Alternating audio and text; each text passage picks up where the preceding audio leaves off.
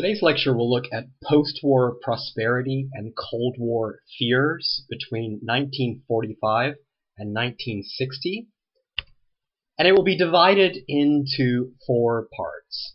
The first part of the lecture will look at what happened in America after the Second World War, and it's noteworthy that the middle class and working class during this time period hoped for a better life in the decade and a half after the war. Many actually feared that there would be economic decline, and others wanted to spend the money that they saved during the war when consumer goods became available again, because many consumer goods were not available at this point. It's also noteworthy that African Americans who served in the military and worked in the defense industry didn't want things to return to normal. And other citizens were also concerned about the Soviet presence in Eastern Europe during this time. Now, ultimately, President Harry S. Truman was responsible with addressing all of these concerns, and that'll primarily be what we discuss within this lecture.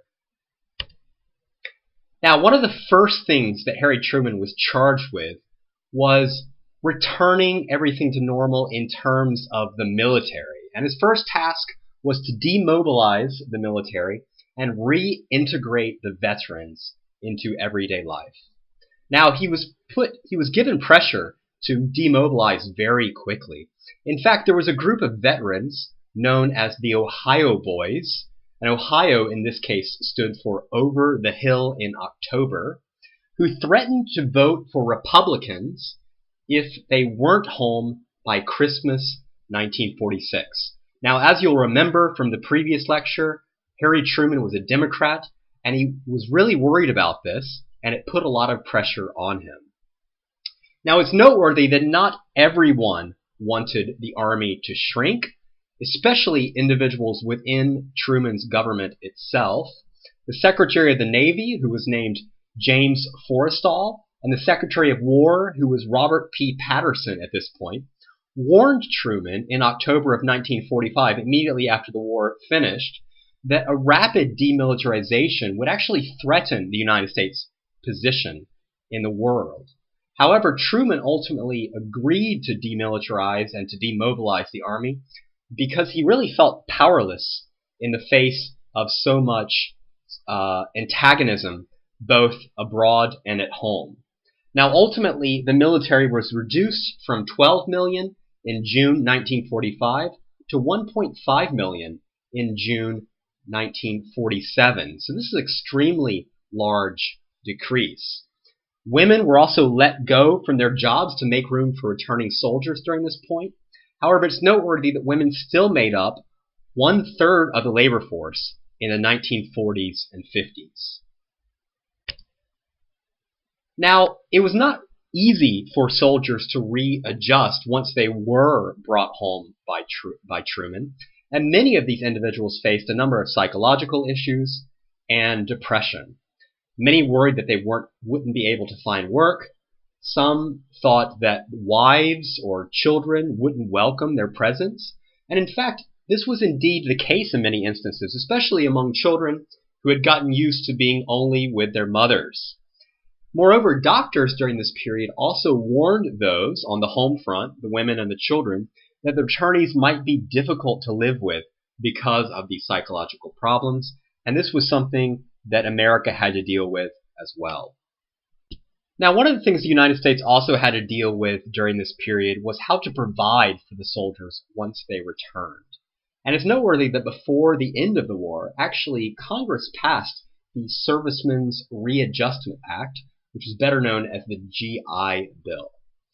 Now, under the GI Bill, every honorably discharged veteran who had seen active duty was eligible to receive 1 year's unemployment compensation, which helped soldiers who returned from the war. It calmed their fears, and it also prevented a glut in the job market from all of these soldiers attempting to find jobs when there really were none once the war was immediately over.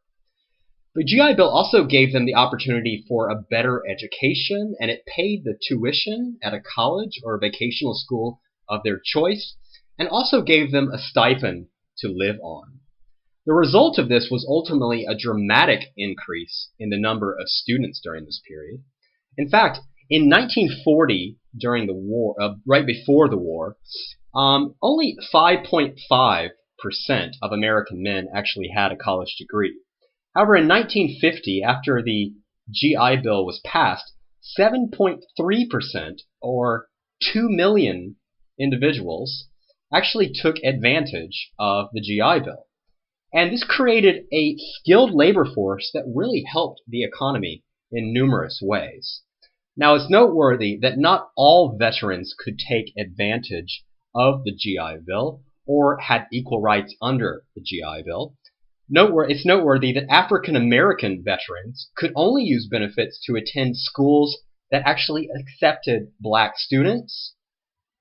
And it's also noteworthy that 9,000 dishonorably charged gay and lesbian servicemen were ineligible due to the stipulations in the GI Bill. And there were also benefits for some groups, such as Mexican American vets, who were mainly located in Texas, that were denied or delayed because of their race. So that's noteworthy as well. Now here's the signing of the GI Bill by FDR, and as mentioned before, this was actually done before the end of the war. And one of the things that also happened around the time that the war was concluded was the return of the Japanese to normal society. As we talked about in the previous lecture, the Japanese were interned during the war, and they actually faced a serious challenge of rebuilding their lives once they were let go.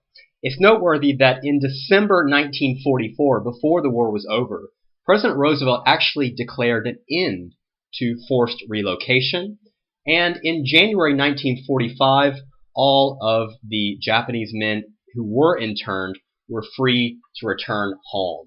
However, it's noteworthy that after they returned, neighbors were still prejudiced, and the feeling of many Americans towards the Japanese who returned was actually worsened because of wartime propaganda. Many actually chose to move elsewhere after they returned because of the prejudice that they faced, and many who returned found their friends or neighbors had actually sold possessions which they left with them for safekeeping.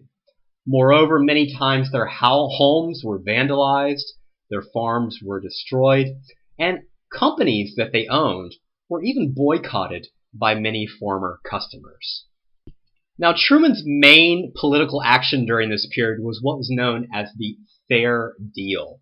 And this name was actually derived from his inaugural address after he was reelected in 1949, where he referred to a new governmental program that he was establishing as the Fair Deal, which was the successor to the New Deal of FDR. Now, under the Fair Deal, there would be numerous things which already existed in the time of FDR, but actually were improvements upon these actions, including a standard federal minimum wage, expanded Social Security and public housing, and also the prohibition of child labor across the board. It also included African Americans, and it's noteworthy that Truman was actually the first president to address the NAACP during his presidency. In December 1946, there was also an executive order on behalf of the president to establish a presidential committee on civil rights to investigate racial discrimination in the United States. So Truman was very involved in that as well. And it's noteworthy that in July 1948, he actually desegregated the American Armed Forces, which was actually highly controversial at the time, and many objected that the military was no place for Truman's social experimentation by combining white and black soldiers. Now, it's noteworthy that Congress, during the time of Truman, was really dominated by Republicans and Southern conservative Democrats who refused to pass some of the more radical legislation that Truman wanted. For example, he wanted a bill providing national health care, and the American Medical Association actually spent $1.5 million to defeat Truman's healthcare proposal, and they used fear of communism to do this, which we'll talk about more in a minute. Essentially, what they were saying is that Truman's new national healthcare program was the equivalent of socialized medicine.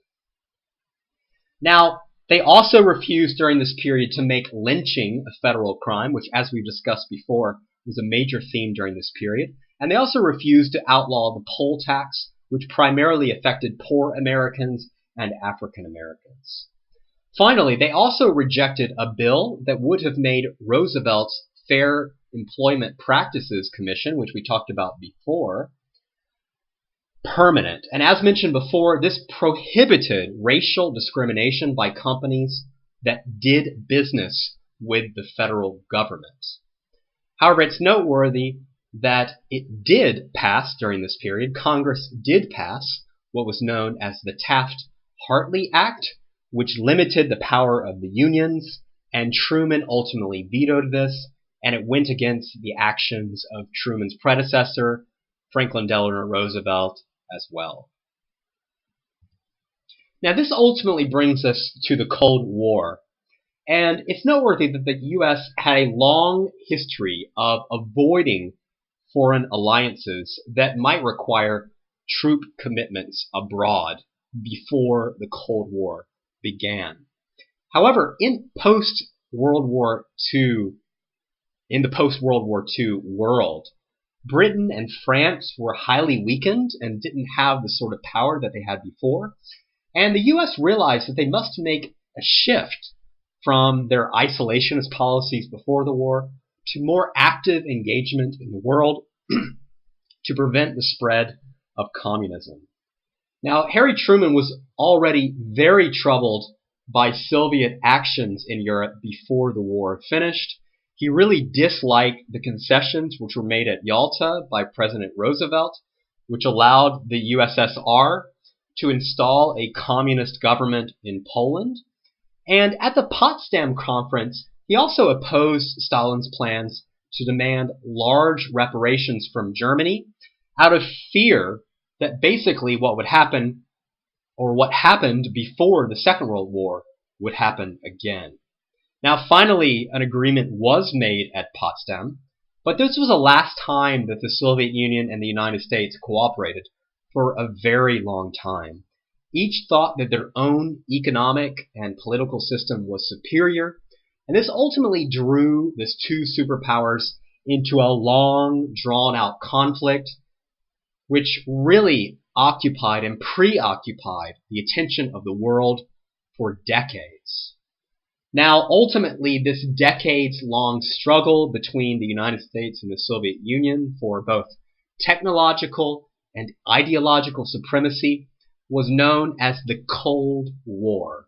And the reason it was known as the Cold War was because there was no direct military confrontation. It was not like typical wars.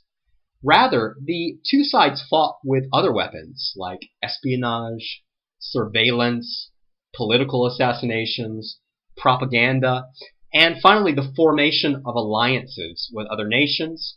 And there was also an arms race, which really became heated during this period, that is the discussion of this lecture, in which the United States and the Soviet Union built a stockpile of nuclear weapons. Ultimately, both countries also competed for influence in poorer nations, and even supported the opposite sides in some instances, as we'll discuss in relation to Korea and Vietnam, which will be discussed in the next lecture. Now, in February 1946, a man by the name of George Kennan, who was a State Department official at the U.S. Embassy in Moscow, sent an 8,000-word message to Washington, D.C. called the Long Telegram. Now, in the Long Telegram, Kennan maintained that Soviet leaders believed that the only way to protect the Soviet Union was to destroy all of its rival nations and their influence over weaker nations, namely the United States, Britain, and France. According to Kennan, the Soviet Union was not a revolutionary regime, which many viewed it as before the Cold War began, but a totalitarian bureaucracy which was unable to accept peaceful coexistence with the United States. Within the letter, Kennan basically advised that the best way to thwart the plans for the world that the Soviet Union has was to contain Soviet influence, primarily through economic policy, to those places where it already existed, and prevent its expansion into new areas. This strategy came to be known as containment, and it really formed the basis of U.S. foreign policy for more than 30 years in its relation to the Soviet Union and other communist countries. Now, it's noteworthy that as other communist governments came to power elsewhere, American policymakers actually extended the strategy of containment and revised the strategy to what became known as the domino theory under the Eisenhower administration, which we'll talk more about in a minute. Now, essentially what the domino theory was the concern that neighbors of communist nations were more likely to succumb to communist ideology, and this could lead to entire regions being controlled by the Soviets. In other words, a domino effect would happen in regions where there was one communist country, because this communist country would affect all of the countries around it and ultimately lead to the entire region falling into a communist style of government. Now, demand for anti-communist containment really appeared as early in the United States as March 1946 in a speech by Winston Churchill, in which he referred to an iron curtain that divided Europe. Now, one of the significant things about containment and the domino theory and all of these concerns that the United States had is that containment really required a strong army. And to have the strong army, the United States military reorganized under what was known as the National Security Act of 1947. Essentially, what the National Security Act was that it streamlined security matters by creating the National Security Council and the Central Intelligence Agency, better known as the CIA, which would be in charge of conducting surveillance and espionage in foreign countries. It's also noteworthy that the containment policies that the United States adopted during this period also created the Department of the Air Force, which was later combined with the Army and the Navy in 1949 to form one Department of Defense, and this is currently what we have today. Now, one of the significant things in terms of Truman's dealings with Europe and with the world during this period in relation to communism was what was known as the Truman Doctrine. Now, it's noteworthy that a political vacuum really existed in many countries after the Second World War, in Greece and Italy and Turkey and numerous powers along the Mediterranean coast in particular. And to fill this power vacuum, countries like Great Britain and France and others tried to help out. Great Britain, for example, occupied Greece and supported an authoritarian government in Greece after the Nazis, which really attempted to stop communists from taking over Greece. Now, in March 1947, because of domestic problems that Great Britain was having, they withdrew from Greece during a time of civil war, and the United States announced the Truman Doctrine shortly thereafter. Essentially, what the Truman Doctrine was that they would offer support to Greece and Turkey and other countries in the form of financial assistance, weaponry, and troops, which were provided to train the militaries in these countries and bolster the government against communists. Now, this was later expanded in the decades which followed and was really a hallmark of Cold War policy during the period. Another significant point of legislation which was passed during the Cold War was what was known as the Marshall Plan. And it's noteworthy that in 1946, the United States economy was growing, it was thriving, it was doing very well. However, Europe was a complete disaster. And actually, starvation loomed for many as a real possibility within Europe. And as a result of this, communism started making inroads into countries which had previously been secure, such as Italy and France. And this really concerned both President Truman and the Secretary of State at the time, whose name was George C. Marshall. Now, both of these individuals proposed to Congress what was known as the European Recovery Program, better known as the Marshall Plan. And between its implementation in April of 1948 and its termination in 1951, under the Marshall Plan, the United States gave $13 billion in aid to European countries. Essentially, Truman's motivation in the Marshall Plan was economic, political, but it was also humanitarian because he knew that people were starving in Europe.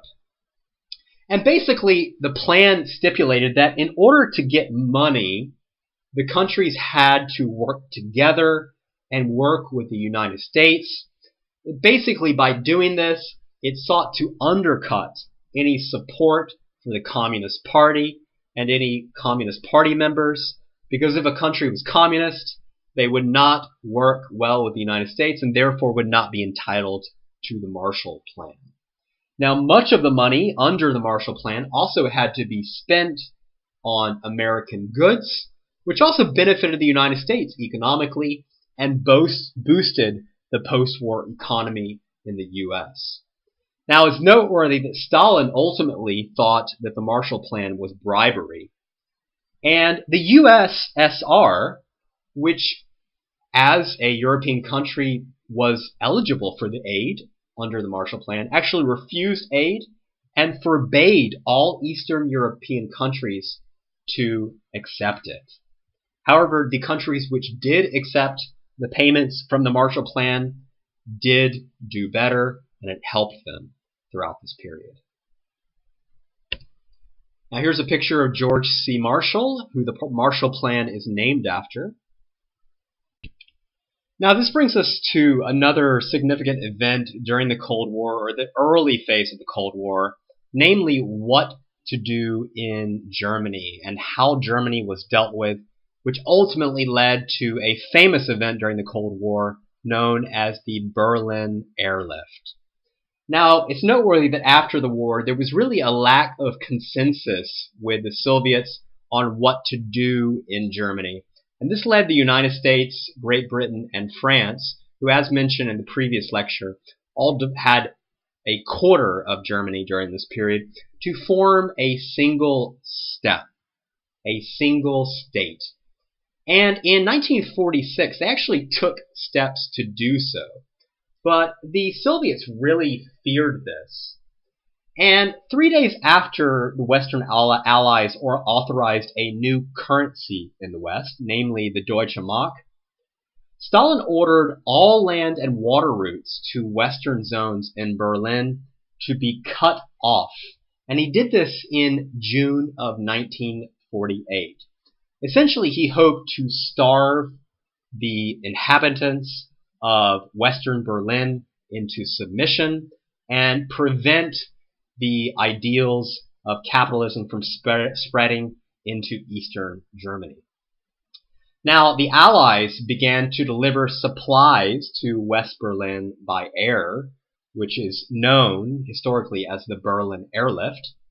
And in April 1949, they also, in a very noteworthy way, joined Canada and 8 Western European countries to form what was known as the North Atlantic Treaty Organization, or NATO. And this was a direct result of what Germany had done in Berlin during this period, or what the Soviet Union had done in Berlin during this period. Essentially what this was an alliance between the members which pledged them to mutually defend each member in the event of an attack. Because people were really worried that the USSR was going to take this far beyond Berlin and far beyond their actions into Eastern Europe and attack them. Now, on May 12, 1949, the Soviets ultimately admitted defeat and ended the blockade of Berlin, and hence the Berlin airlift was no longer needed. And it's noteworthy that on May 23rd of 1949, the Federal Republic of Germany, or the FRG, better known as Western Germany, came into formation. And shortly thereafter, in October 1949, the Soviets created the German Democratic Republic, or East Germany. Here are some pictures of the Berlin airlift, and on the left side, this is Tempelhof, which was a major airport in Berlin, and it's where all the supplies were delivered to during the Berlin airlift period. And this ultimately brings us to the issue of containment at home. Now, it's noteworthy that even before the Cold War really got beefed up and started in a very strong way, there was a lot of fear in the United States. In fact, on March 21st, 1947, Truman actually provided the FBI with powers to investigate federal employees, and state and local governments actually followed suit to try to weed out communists from the government. Ultimately, this led to the development of what was known as the House Committee on Un-American Activities, which sought to root out suspected communists, particularly in Hollywood, because people thought that films might be used as pro-Soviet propaganda. Now, in 1949, 2 incidents occurred which really disrupted confidence in containment even further.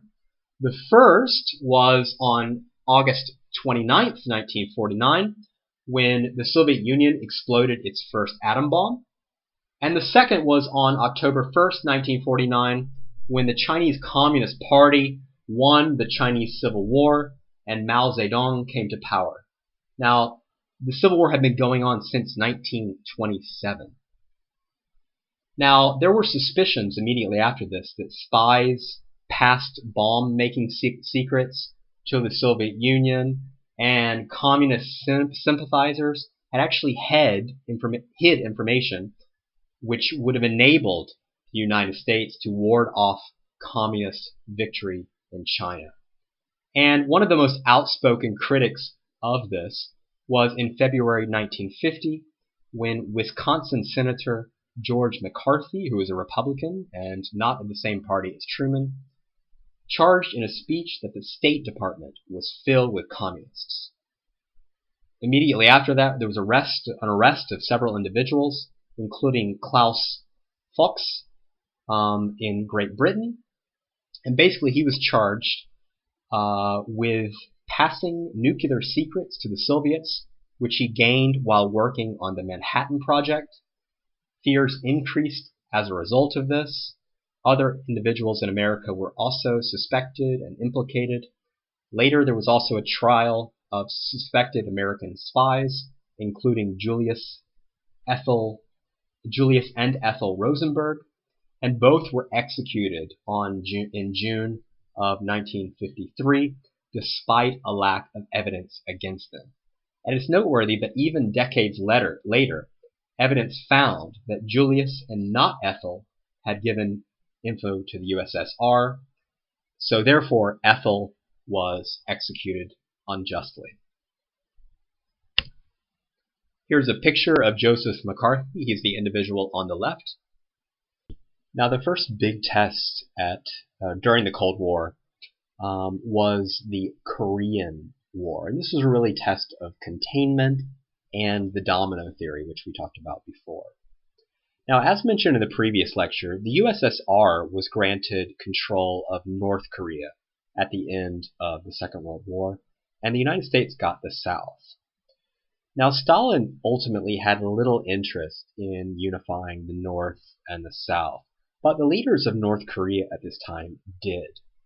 And in April 1950, Stalin gave permission to Kim Il-sung to invade South Korea, and he provided them with weapons and military advisors to do this. Now, a couple of months later, in June of 1950, the Northern Korean army crossed the 38th parallel, and this is really when the fear of the domino theory in the US started. Since Korea was located so close to Japan, which at this point was a very weak nation, it scared America very strongly. And 2 days later, on June 27th, the UN Security Council denounced North Korea's actions and prepared to invade. Now, ultimately, what they did was they called on its members to help South Korea, and Truman ordered U.S. military forces to go there shortly thereafter. Originally, the U.S. was very successful, and they halted the advance of North Korea and turned it into a retreat. And after they started retreating, General Douglas MacArthur followed. And the General Douglas MacArthur, as we discussed before, he was a main general in the Pacific Campaign during the Second World War. He was put in charge of the Korean War during this period. Now, MacArthur was a very strong individual, had a very strong personality, and also very radical ideas. And he wanted to destroy North Korea completely.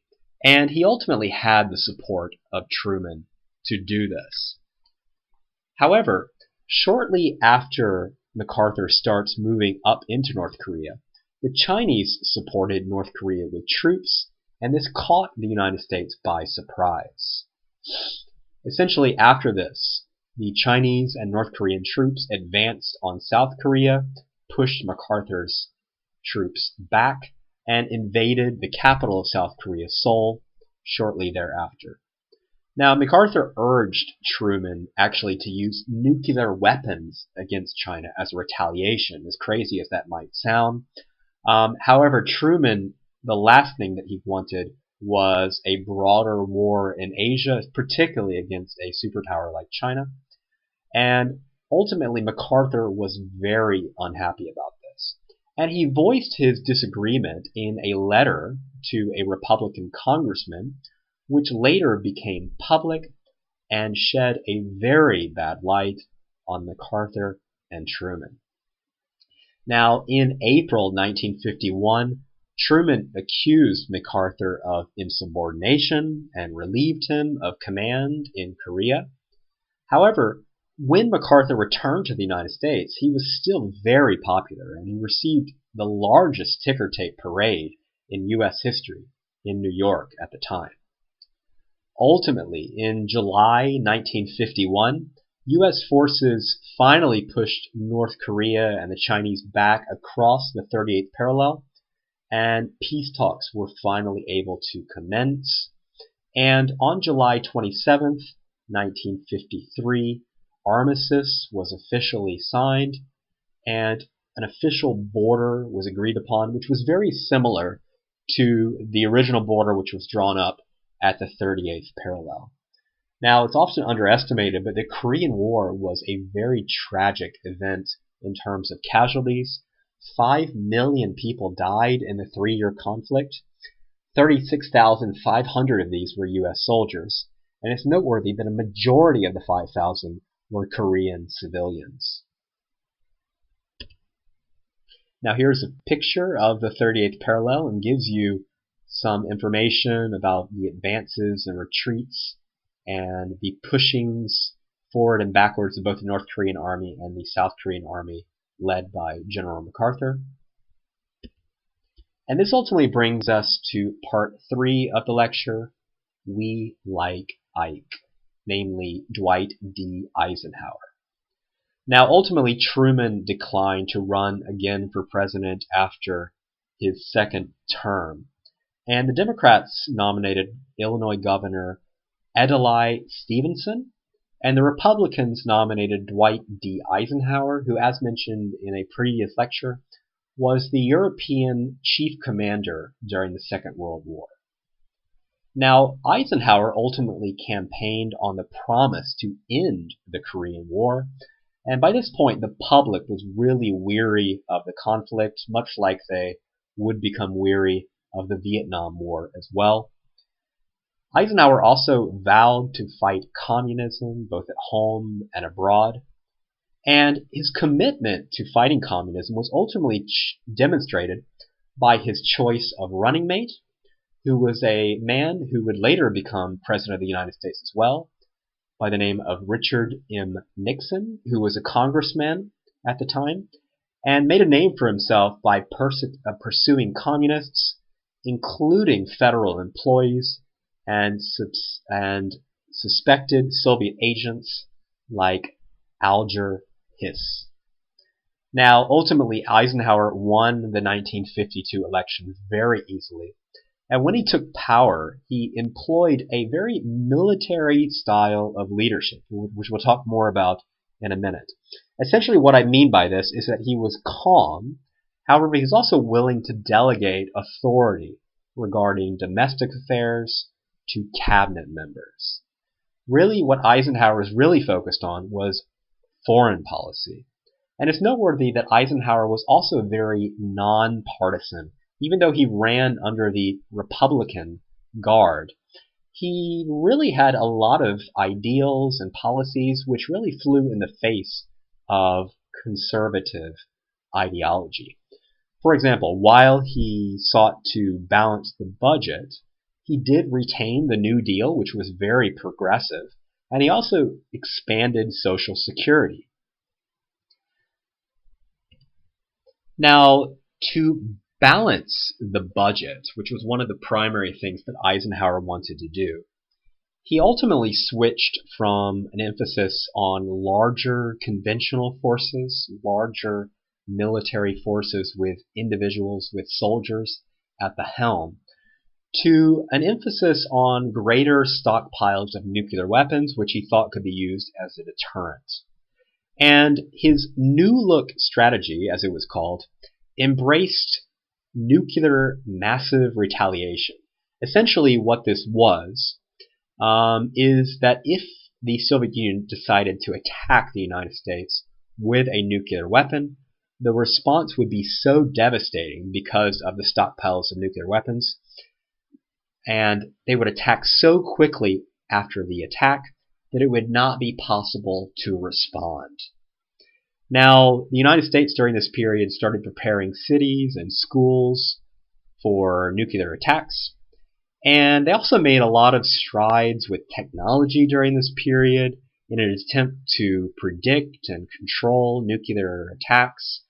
And computers actually came to the forefront during this period, and so did many other technological advances. Now, ultimately, the United States feared that Soviets were making greater strides than the US, and this fear really increased when the Soviet Union launched Sputnik, the first man-made satellite, in October 1957. Now, the response to Sputnik was really fast and efficient. In September 1958, when Congress passed the National Defense Education Act, which pumped $775 million into educational programs focusing on math and science and attempting to bring the United States up to par with Soviet technological advances such as Sputnik, space satellites, etc. Other government money was also pumped into science during this period, and it's noteworthy that in the diplomatic sphere, Ike also pushed Secretary of State John Foster Dulles to take a firmer stance against the Soviets to reassure European allies of American support. Basically, to make sure that the European allies were not worried about Soviet encroachment, really furthering the policies of Truman. However, like Truman, Ike did not want war. He provided money, but not troops, for example, to help the French, who controlled Vietnam during the period and were attempting to fight communists there.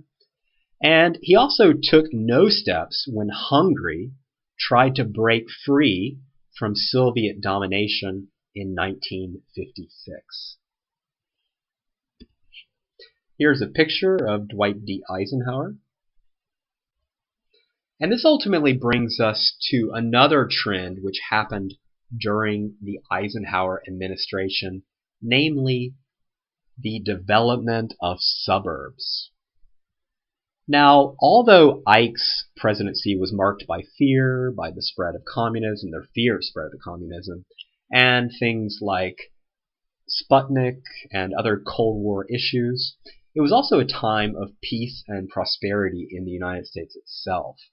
And many individuals were better off in the 1950s than they had been previously, and actually rose to a pretty substantial middle class, including numerous African Americans who also became middle class at this point. There were also higher rates of marriages and home ownership, and many individuals purchased new suburban homes in areas that began to encircle American cities after the war. And ultimately, this was possible because of many factors. However, the biggest factor were prefabricated construction techniques. Now, essentially what this meant is that you would have a house which was prefabricated, and it was possible to build and paint a house in one day by a construction team. Now, developers ultimately took advantage of this, and one of the most influential developers during this period was a man by the name of William Levitt. Essentially what Levitt did was he purchased farmland in Nassau County, Long Island in 1947, and he built thousands of prefabricated houses in this area. He called the new community Levitt Town after himself, and basically you could buy a house in Levitt Town for a cost of about $8,000, and you really didn't have to pay any or a very small down payment. And on the first day of Levitt Town, 1,000 houses were purchased. Now, it's noteworthy that most of these houses were owned by white families, and Levitt did use restrictive language to ensure that African Americans did not encroach in his new suburb. Now, ultimately, as a result of the development of suburbs and the prosperity changes which occurred in the 1950s, there were also a lot of other developments. More cars were needed now that people lived in the suburbs, and car production really skyrocketed during this period. There were only 2.2 million cars produced in 1946. However, 8 million were produced in 1955, for example. And many families were now two-car families. There were also new types of music during this period, like rock and roll, which really came to define the new suburban teen culture. And it was largely thanks to efforts by the disc jockey Alan Freed, who actually named rock and roll and popularized the music by playing it on the radio in Cleveland. He also organized concerts in Cleveland and New York during the period. Inventions like the television also came into the forefront in the 1950s and also transformed suburban American life and life in America in general. Now here's a picture of Levittown, and you can notice it has these very streamlined streets and cookie-cutter houses. Here's also a picture of the new and popular invention which would transform American society, the television. And that ultimately brings us to the fourth and last part of this lecture, namely the African American struggle for civil rights, which, as we've talked about in the previous lectures, is a major theme between 1865 and the present. Now, as discussed in the previous lecture, during the Second World War, African Americans supported the Double V campaign, namely victory on the battlefield, abroad, and victory against racism on the home front. However, when many African American soldiers returned home after the war, they discovered that despite the sacrifices they made to help the United States defeat the forces of evil, the U.S. was not willing to extend to them greater rights than they had enjoyed before the war. Moreover, though African American veterans were legally entitled to the benefits of the GI Bill, discrimination, as we discussed before, prevented them from taking advantage of many of these benefits. For example, banks wouldn't give mortgages if African Americans wanted to buy houses in black neighborhoods or black communities because they thought it would be too risky of an investment. In the post-war era, however, African Americans started making greater use of courts to defend their rights. And this really is when things started to change. Now, it even began before the war ended. And the first significant court case of notice was in 1944 when an African American woman named Irene Morgan was arrested in Virginia for refusing to give up her seat on an interstate bus, and she sued to have her conviction overturned way before Rosa Parks did what she did. Now, the Supreme Court ultimately ruled in the favor of Irene Morgan, and the victory that Irene had really emboldened some civil rights activists to launch what was known as the Journey of Reconciliation. Now, essentially, the Journey of Reconciliation was a bus trip taken by 8 African American men and 8 white men throughout the states of the Upper South to test the South's reinforcement of the Morgan decision. They wanted to see if things had actually changed as a result of the Supreme Court's ruling. Ultimately, after the Morgan victory, other victories also followed.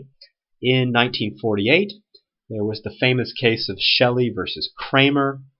Basically, the courts during this case couldn't enforce real estate covenants that restricted the purchase of sale of property based on race, and this was the main decision that was made in this case. In 1950, the NAACP brought a case to court hoping to overturn the separate but equal ideology and philosophy which had been established in American society based on the Plessy versus Ferguson case in 1896, which we talked about in a previous lecture. This case was known as Sweat versus Painter, and essentially this case revolved around the fact that Herman Marion Sweat sued the University of Texas for denying admission to its law school because state law prohibited integrated education. Now, the Supreme Court ultimately ruled in Sweat's favor, and Texas tried to get out of this by constructing an all-black law school. But the Supreme Court ultimately denied this request. And during this period, apart from court cases, another significant development was the integration of sports. This is probably something that a lot of people are more familiar with than the court case itself. And the first significant point of integration was on April 15th, 1947, when Jackie Robinson started for the Brooklyn Dodgers, playing first base, and is commonly known that he was the first African-American baseball player to play in the National League, thus breaking the color barrier and changing the face of American sports forever, as well as the view of African Americans in the country. And really, it opened the gates for African Americans to play in direct competition with white players in the major leagues, unlike the Negro leagues in which they had previously played in. And another significant point shortly after Jackie Robinson's destruction of the color barrier was in the 1948 Olympics. In the 1948 Olympics, an African-American woman by the name of Alice Coachman was actually the only American woman to take a gold medal at the Games, and ultimately rose to the forefront and rose in popularity in the United States. However, it's noteworthy that while the rise of Jackie Robinson and Alice Coachman were symbolically significant, they were really only cracks in the wall of segregation, and more needed to be done to end it once and for all. Here's a picture of Jackie Robinson and Alice Coachman. Now, until 1954, racial segregation in education was legal in many states and even required in 17 states. Thurgood Marshall, who was the chief counsel of the NAACP during this period, actually successfully argued a landmark case to try and get this taken away. And as I'm sure a lot of you have heard, this was known as Brown versus the Board of Education of Topeka, Kansas. Now, using sociological studies, Marshall showed that segregation in public schools made African American students feel inferior. And even if facilities were equal, the court noted that the very fact that some of the students were separated from others on the basis of race made segregation unconstitutional, and the Supreme Court ultimately ruled in favor of Brown, and thus Plessy versus Ferguson, which had established separate but equal, had officially been overturned. After this, the challenge to integrate schools in America began. And a year after Brown versus the Board of Education, the Supreme Court ordered Southern school systems to begin desegregation with what it called all deliberate speed.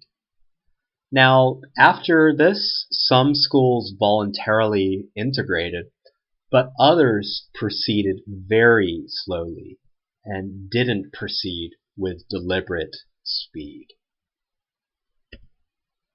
Here is a map showing you which states had mandatory segregation, optional segregation, no school segregation legislation, and states in which segregation was forbidden. And you'll note that all of the states that had mandatory segregation were in the former Confederacy or the border states, with the exception of Delaware, Maryland, and Washington, D.C., and Oklahoma. Here is Thurgood Marshall.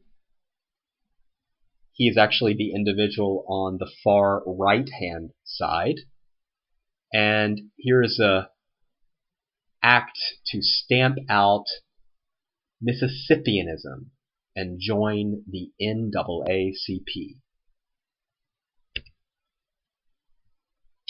Now, soon it was clear that presidential intervention was needed to actually enforce the results of Brown versus the Board of Education.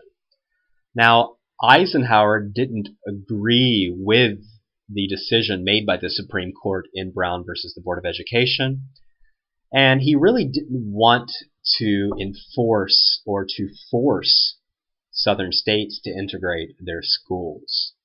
However, as president, he was responsible for doing this.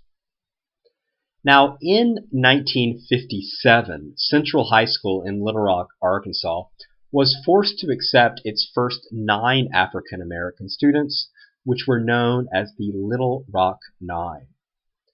In response to this, the Arkansas governor at the time, who was named Orval Faubus, called out the state National Guard to prevent the students from attending classes, and only removed the troops after Eisenhower told him to do so.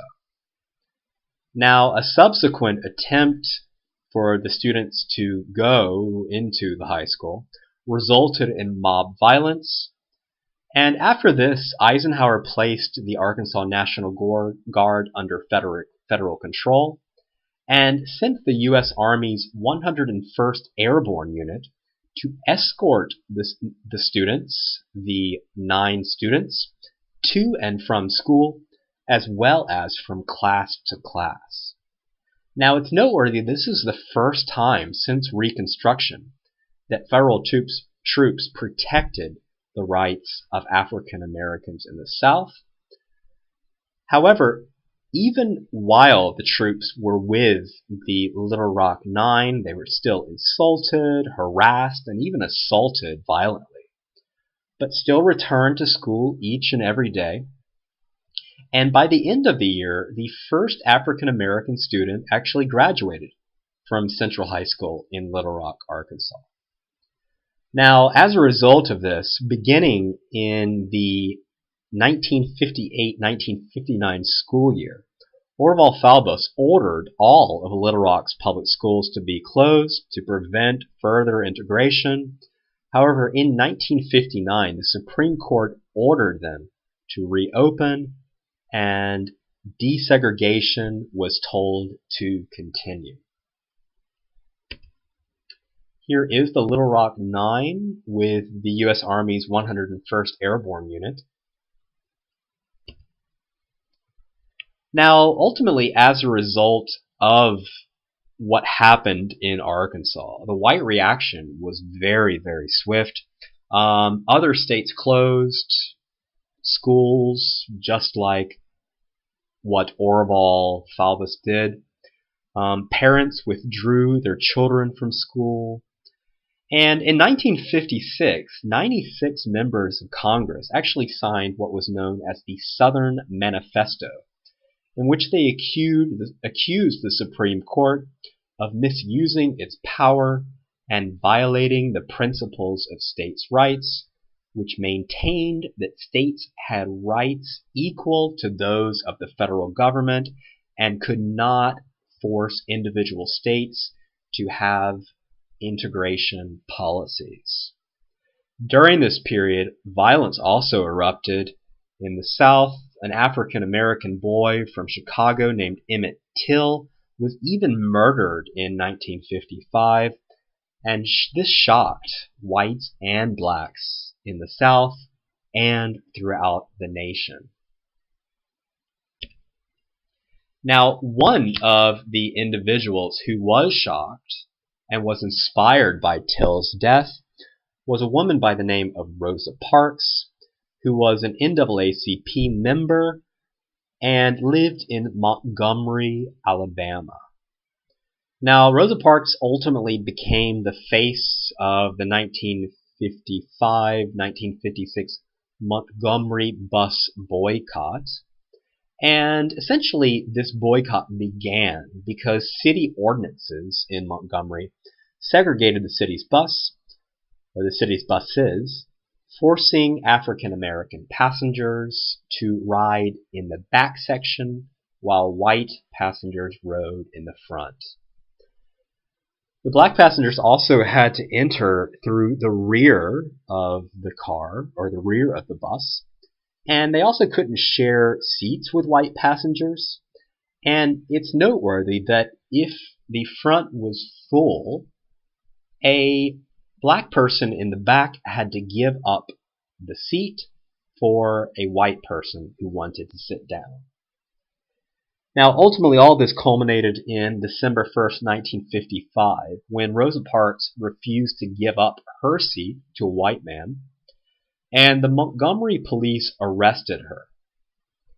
Now, after she made bail, she decided to fight laws requiring segregation in buses in a court. And she was actually supported by the Women's Political Council, which was a group of African American female activists who actually organized a boycott of Montgomery buses. Now, on the first day of the boycott, on December 5th, 1955, 40,000 African Americans did not ride the bus, and African American leaders throughout the city really embraced the boycott. Among them was a young minister named Martin Luther King Jr., who we'll talk a lot more about in the next lecture. And the boycott was very successful. They actually boycotted the buses for 1 year.